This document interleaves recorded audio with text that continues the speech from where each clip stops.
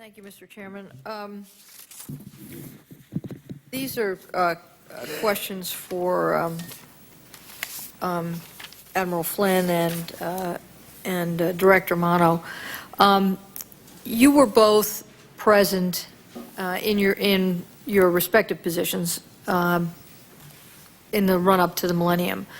My first question for you is this: Did you have procedures in place for enhancing the security measures at airports or otherwise when there would be a security alert? Did you have the ability to ratchet up the policies and procedures for security before people boarded aircraft? Yes.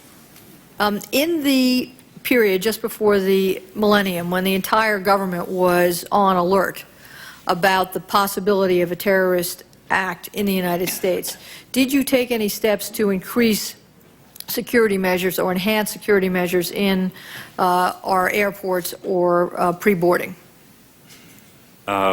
We had, in the entire baseline effort was directed towards that. I don't understand the answer. In the period, from the period of 96 through 2000, we were working all the time to improve the effectiveness of pre-board screening. but you just said that you did have the capacity to ratchet up Yes. security measures, and I'm asking, in the period prior to the millennium when the entire government was on alert, Right. did you put in place those enhanced measures? They were in place. We did not, that I recall, other than when Rassam was caught. Then we did some additional specific information. But I don't recall SDs that we did in that period because we were strengthening the basic program to deal with that. So just so I understand it, after Rassam was caught and we knew that there was an attempt to infiltrate this country, that specifically airports were being targeted, did you or did you not take any additional measures beyond the measures that had been in place before he was caught to strengthen security in aviation? I don't recall putting out SDs at that time. I recall very definitely that what we did with regard to Rassam's thing is I've made everyone aware of what a bomb made with the materials that he had would look like.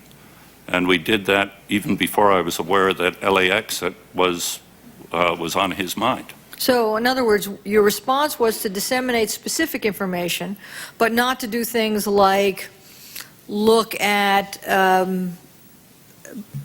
carry-ons, inspect carry-ons, which you weren't routinely doing, or look for additional names to put on the no-fly list, or anything else that might relate to aviation security. We were routinely and with increased emphasis looking at carry-ons. You were inspecting the insides of carry-ons, or you were screening carry-ons? Both. On a routine basis, you were looking on the inside of carry-ons No, prior? we had a continuous opening and search regime. That was, in effect, was a random. And then additionally, when there was any indication in an X-ray requiring that there was something dangerous there, that required opening. All electronic items and on a random basis, additionally, there was trace explosive detection. So when someone set off a magnetometer, was their bag routinely opened? Their carry-on bag? No. When they set off the magnetometer twice, was their bag open? Not unless there was some indication in the bag, or if something dangerous was determined was taken off the person, then there had to be additional scrutiny of the bag if there was cause to suspect this person. So when you answered my question a minute ago, I asked you whether there were enhanced procedures that you could utilize when there was a specific security alert. You said yes. What were those procedures?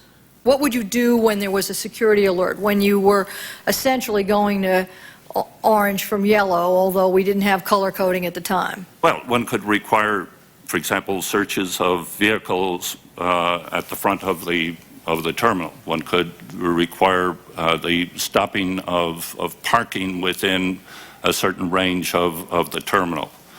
It could require additional searches of people on the basis of some indication of that would come to you that they were naval aviators from Philadelphia or whatever. In the spring and summer of 2001, and I guess this would be a question for Mr. Manno, you were aware, were you not, of the heightened security warnings that were going out through the government? We put out warnings during that time frame as well to our customers. Did you consider at that time increasing the security measures in the way that Admiral Flynn has just described to meet this enhanced security threat? Well, it was not the role of the Office of Intelligence to direct security measures. Our role was to try to the extent that we could to identify the threats and then provide that information to the aviation policy and operations folks to determine whether or not measures should be increased.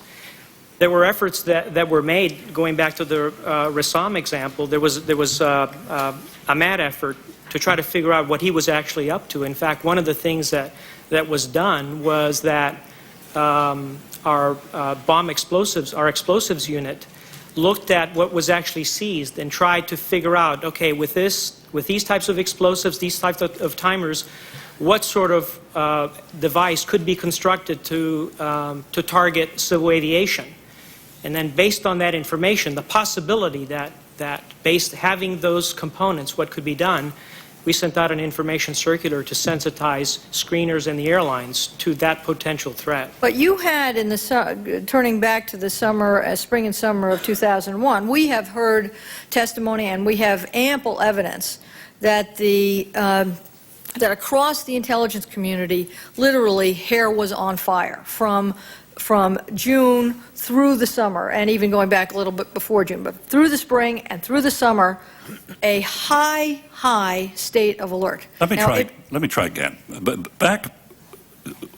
It started with the World Trade Center.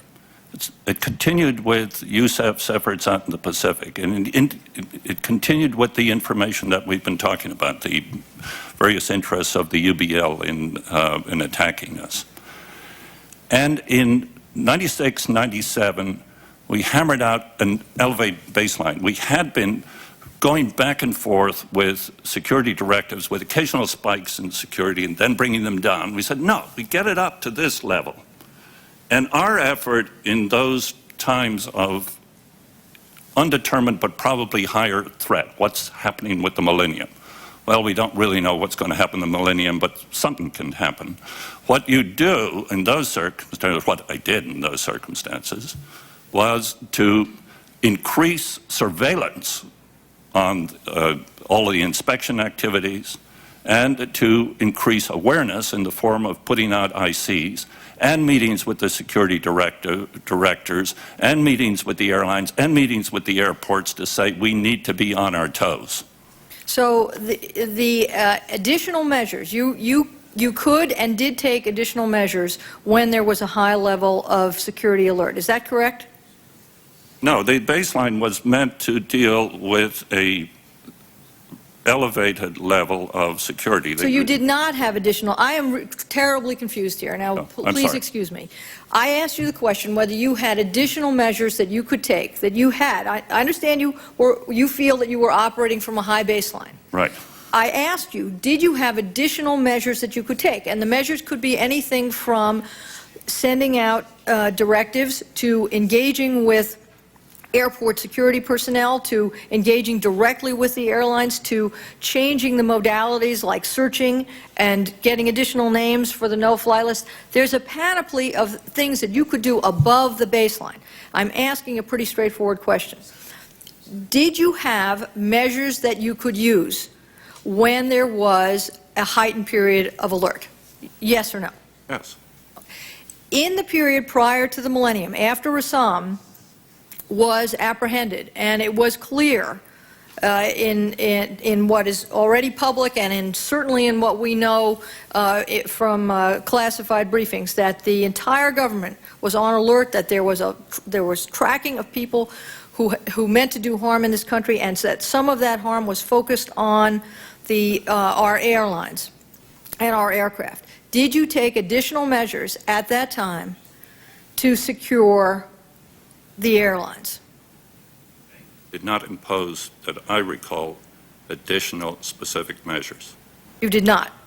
Not that I recall. I may be wrong about Right. that. In the spring and summer of 2001, when, as our briefings and our testimony to us have indicated, the hair of the intelligence community was on fire, given the nature of the warnings that we were getting. Not specific as to what would happen, but that something was about to happen. A, were you aware of those warnings? And I guess you were gone by then. Is that right, Admiral Flynn? So I'll put that question to Director Manno. Were you aware of that state of affairs? Yes, and as I said, we also issued information circulars regarding those. Did you advise or advocate any further steps than issuing the directives or security circulars that you issued? Again, the role of intelligence is to provide the intelligence and not to direct or make specific security recommendations. Now, we don't have, I'm limited here because I don't have in front of me Admiral Flynn's successor, so I'll turn to Ms. Garvey. Did you consider taking any additional security steps in the spring and summer of 2001 in response to the heightened security warnings? I know we put out additional security directives, and I'd have to go back and look and see specifically if there were additional measures that were included, and we can do that and provide that for the record. But you're absolutely right. We were aware of increased activity, had been briefed directly by Admiral Flynn's successor on the concern, and that is reflected both in the security directives and in the information circulars. If I also could, just to go back to Y2K for a moment, or to the millennium, and again, I'll provide for the record, or ask the FAA and TSA to provide for the record specifically if any directives went out or intelligence circulars went out at that time. I can tell you that there were any number of meetings across the administration, across DOT, that involved the FAA and the industry about concerns related both to safety and security. The Department of Transportation had a couple of tabletop exercises that I participated in, and the principal focus, obviously, was to make sure that we had the measures in place, that we had that we were doing everything we possibly could. And this occurred in the run-up to the millennium, is that correct? This occurred in the run-up to the millennium. And were there analogous meetings across the government at a very high level with industry tabletops, as you were describing, in the spring and summer of 2001? I can't say for certainty that there were. My understanding is that there were. I know that at the Department of Transportation, we certainly were engaged in that, as well as a very direct communication on a, I don't want to say a daily basis, but certainly a weekly basis with members of the industry. But you were, you were the administrator at both times, correct? Yes, that's correct, Commissioner. Okay, and you remember doing what you just described in the run-up to the millennium, is that correct? That's correct. Do you have a similar specific recollection of your involvement in the spring and summer of 2001? No, I do not, Commissioner. No tabletop exercises. 2000 and 2001, what I remember more specifically would be the intelligence briefings I would get from my own internal intelligence people. Can you compare the intensity of your agency's response to the intelligence that you were getting in the end of 1999 with the intensity of your agency's response in the spring and summer of 2001?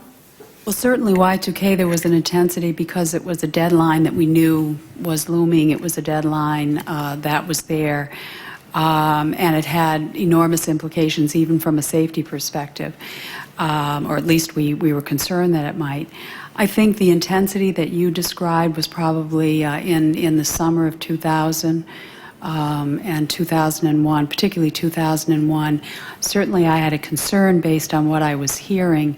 I think the great frustration, and I understand the Commissioner's frustration with the statement, credible and reliable, and I don't want to, I understand the frustration with that phrase, but on the other hand, I think to some degree the security people are feeling the same thing today.